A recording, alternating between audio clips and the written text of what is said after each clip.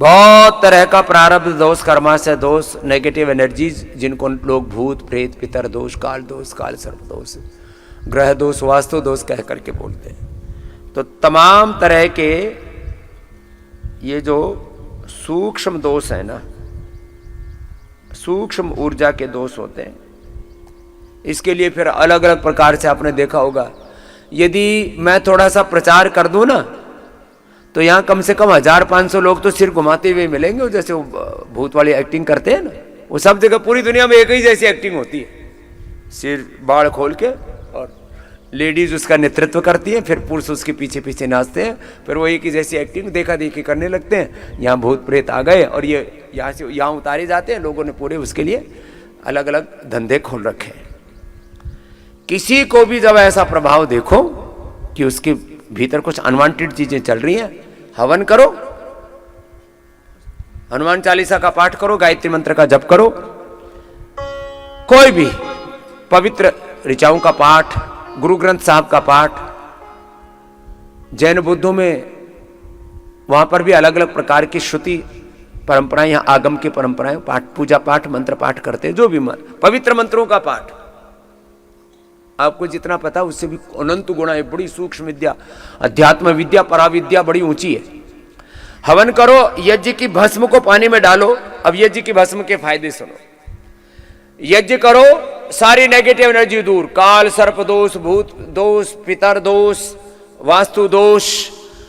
देखो, अब हम किसी तीर्थ आदि के बारे में नहीं बोलेंगे। हरिद्वार में, हर की पौड़ी में, कोई गया में, कोई इधर उधर, बहुत सी जगह ये तीर्थ है, ये देवता है। मैं तीर्थ देवता किसी चीज का विरोध नहीं कर रहा हूं। एक बात सुन लो, आप अपने घर बैठे सारे दोष दूर कर सकते हो हवन से। यज्ञ को सबसे बड़ा कर्मकांड, सबसे बड़ी पूजा, सबसे बड़ा अनुष्ठान कहा है हमारे शास्त्रों में। पहले हर व्यक्ति हर दिन करता था पंचमहायज्ञ, सुबह उठ करके ब्रह्म यज्ञ, ईश्वर की उपासना। हम भोर में उठते हैं, सबसे पहले भगवान का स्मरण करके, पूजा पाठ ध्यान करके, स्नान करके तब आते हैं आपके पास 1 घंटा अपना कार्यक्रम करके। इसलिए हमको लगभग 3 बजे उठना पड़ता है। यो ब्रह्म यज्ञ, देव यज्ञ, अग्निहोत्र, मातृ पितृ यज्ञ, अतिथि यज्ञ, सेवा यज्ञ, ये पंचमहायज्ञ सब करते थे। भस्त्री का कपाल भाग लंबा कर,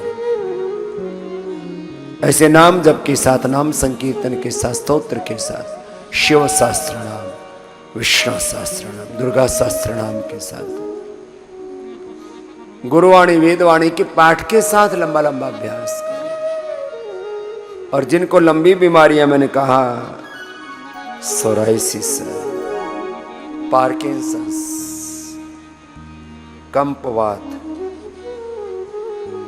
कंपवात सैकड़ों हजारों लोगों का जब ठीक हो गया, तब मैंने कहा कि भाई ये भी रोग ठीक होता है, बस इसमें थोड़ी मेहनत ज्यादा लगती है। बस सारी बीमारी जितनी भी बता रहा हूं मैं,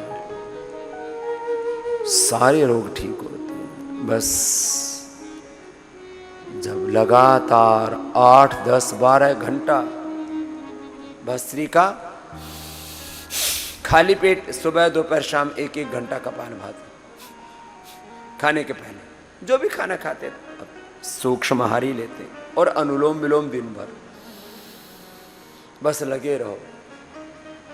करते करते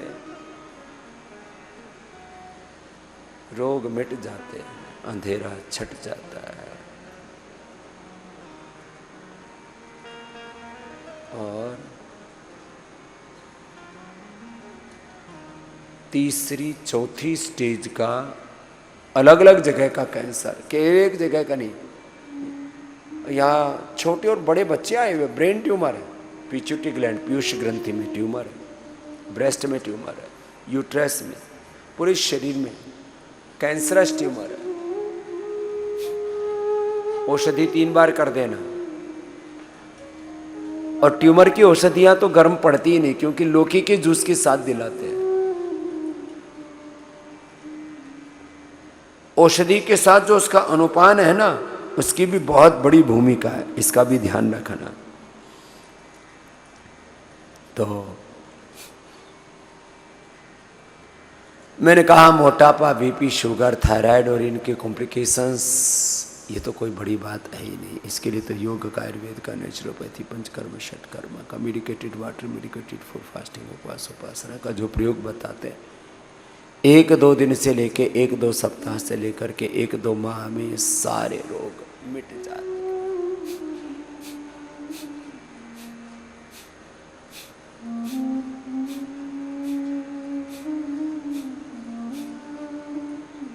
दस 20-20, 30-30 साल पुराना रोग, बीपी का, शुगर का, थायराइड का, मिट जाता है। और रोगों का मिटना तो एक साधारण घटना है, जीवन रूपांतरित हो जाता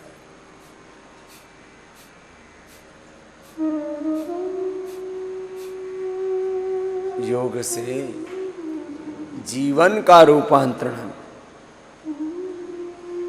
complete expression, complete balance, complete rejuvenation, complete divine transformation, achievement of life divine, देवत्व की, ब्रह्मत्व के, ऋषित्व की प्राप्ति, सब व्याधियों की समाप्ति, सहज समाधि की प्राप्ति। यहां से जल नीति, सूत्र नीति, नस्य बस्ती जो सीख के जा रहे हो, इसको कंटिन्यूटी में करना है, बस इसका ध्यान रखना।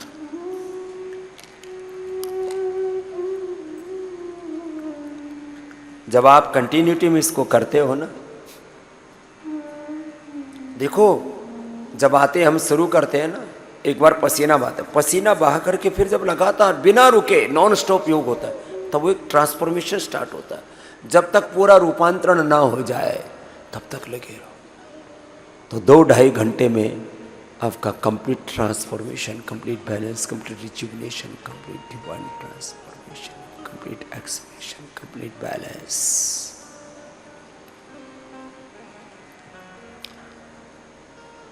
तो निरंतरता के साथ ध्यान मुद्रा, वायु मुद्रा, शनि मुद्रा, पृथ्वी मुद्रा, गुण मुद्रा, शक्ति मुद्रा आदि में बैठ करके, बीच में जिनको आवश्यकता है, थायराइड के लिए, किडनी के लिए, आंखों के लिए, कान के लिए, हार्ट के लिए, पेनक्रियाज के लिए, पॉइंट भी दबा के करना।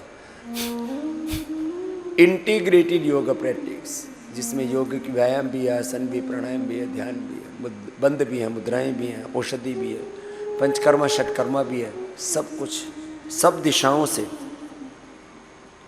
दिशाओं से आपके जीवन को साधते हैं।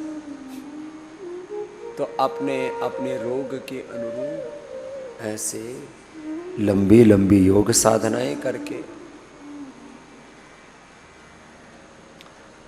आयुर्वेद की औषधियों का पूरा उपयोग करके, पंचकर्म षटकर्म से पूरा शरीर का शुद्धिकरण करके, खान पान में पूरा ध्यान, एक बार भी बदपरहेजी नहीं। मैं कल भी विस्तार से कह रहा था, 100% करना है, नहीं तो योग बदनाम होगा, आयुर्वेद बदनाम होगा, सनातन धर्म बदनाम होगा। हमने तो योग भी करके देख लिया, आयुर्वेद की औषध भी ले ली, कुछ भी नहीं हुआ। ऐसे कैसे हो सकता है? कोई साइनाइड खाए और जिंदा रह जाए? हो ही नहीं सकता। पैर में कांटा चुभे और दर्द ना हो, ऐसे कैसे हो सकता है? आदमी का गला काट दिया जाए और आदमी मरे नहीं, ऐसा कैसे हो सकता है? अग्नि में हाथ डालें और जले नहीं, ऐसा कैसे हो सकता है? जैसे आग में हाथ डालने पर हाथ जलता ही है, जैसे गंगा के शीतल जल में स्नान करने से तन मन को, आत्मा को सुख मिलता ही है, ऐसे योग से एक बहुत पुराना सा भजन है, बहुत दिन हो गए, सुन लो, कर लो। जैसे कोई राहगीर चल करके आ रहा है और किसी तरवर की छाया में बैठ करके उसको विश्रांति मिलती है, ऐसे तरवर की छाया से जलते हुए तन को जैसे आश्रय मिल जाता है तो उसको शांति मिलती है।